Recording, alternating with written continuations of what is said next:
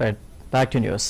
TRS పార్టీలోకి ఈటెల తిరిగి రావాలనుకుంటే తానే మధ్యవర్తిగా ఉంటానని టీఆర్ఎస్ జిల్లా అధ్యక్షుడు సుడా చైర్మన్ జీవి రామకృష్ణారావు కౌంటర్ ఇచ్చారు.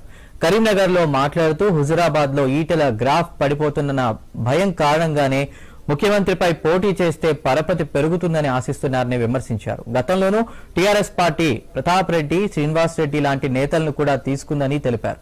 అదేవిధంగా మీరు తిరిగి పార్టీలోకి రావాలనుకుంటే మధ్యవర్తిగా తానే ఉంటానన్నారు.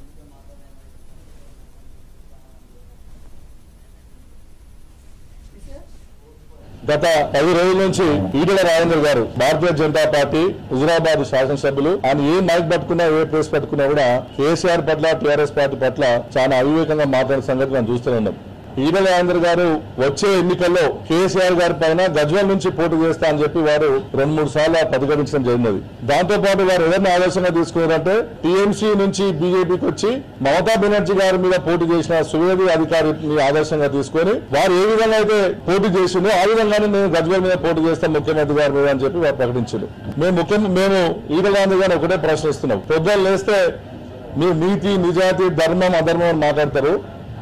మీరు ఆదర్శంగా తీసుకుంటే జ్యోతిరావు పులి లాంటి, అంబేద్కర్ లాంటి ఆదర్శంగా తీసుకోవాలి. కానీ ఇవాళ సువేది అధికారి అనే వ్యక్తి 2500 కోట్ల శారదా చిట్ ఫండ్ లో పీకలంతా మునిగి ఉంది. ఆయన మీద సిబిఐ ఛార్జ్ షీట్లు వేసే క్రమంలో భారతీయ జనతా పార్టీకి పోయి ఆయన మీద కేసులు రద్దు చేసుకున్న వ్యక్తిని మీరు ఆదర్శంగా తీసుకుంటున్నా ఈటెల రాజేందర్ గారిని అడుగుతున్నాడు. ఇవాళ మీరు రాజరికం గురించి మాట్లాడతారు, కుటుంబ పాలన గురించి మాట్లాడుతుంటారు ప్రతి ప్రెస్ మీట్ లో.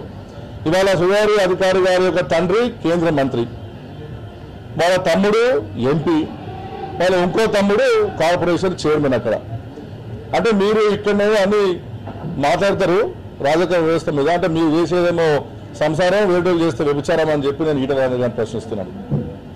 అంతేకాకుండా ఈటెల రాజేందర్ గారు మొన్న ప్రెస్ మీట్ లో కూడా ఒకే కుటుంబంలో రాజకీయ వ్యవస్థ నడుస్తుందని చెప్తారు. వారు ఆదర్శంగా తీసుకునేది కూడా రాజకీయ వ్యవస్థ వ్యక్తినే తీసుకున్నారు. వారు ఢిల్లీలో వారిని కనుగొప్పి స్వాగతించిన వ్యక్తి కూడా ధర్మేంద్ర ప్రధాన్ గారు. ఆయన ఆయిల్ అండ్ గ్యాస్ మంత్రి గారు. వారి తండ్రి గారు కూడా గతంలో కూడా కేంద్ర మంత్రి ఉండే బీజేపీలో. అంటే నువ్వు పార్టీలో జాయిన్ అయినది వారసత్వ రాజకీయానికి వచ్చిన వారిని ఇవాళ ఆదర్శంగా తీసుకునేది కూడా ఒక స్కామ్ లో ఉన్నటువంటి వ్యక్తిని ఇవాళ ఆదర్శంగా తీసుకుంటారు. అది ఏంది మీ సంగతి ఏందనేది క్లారిటీ ఇవ్వాలని చెప్పి కూడా ఈటెల రాజేందర్ అడుగుతున్నాడు. మీరు మాట్లాడేటప్పుడు ఒక వేలు మీరు మాకు చూపిస్తే ఇంకా 4 వేలు మీ దిక్కు చూపిస్తున్న విషయం ఈటెల రాజేందర్ గారు దయచేసి మర్చిపోకుండా చెప్పి కూడా నేను తెలియజేస్తున్నాను. కేసీఆర్ గారి మీద ఓడిపోయిన చాలా మంది నాయకులు టీఆర్ఎస్ పార్టీలో చేయడం జరిగినది. ప్రతాప్ రెడ్డి గారు కానివ్వండి, శ్రీనివాస్ రెడ్డి గారు కానివ్వండి. మరి ఈటెల రాజేందర్ గారిని క్వశ్చన్ వేస్తున్నాను.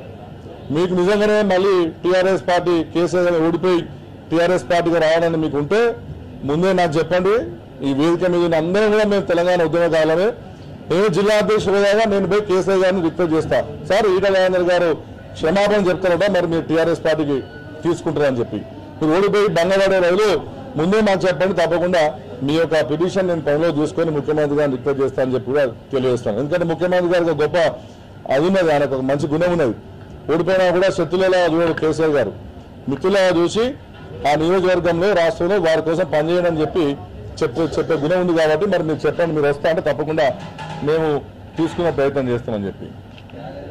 ఇవాళ ఈటెల రాజేందర్ గారు చాలా తెలివిగా నేను గజ్వేల్ నుంచి పోటీ చేస్తానని మాట్లాడుతున్నారు. దాన్ని ఎన్నుకున్న సూత్రం ఏంటంటే ఈరోజు హుజురాబాద్లో ఈటెల రాజేందర్ గారు దినదినము ఆయన పరపతి గ్రాఫ్ తగ్గిపోతున్నది.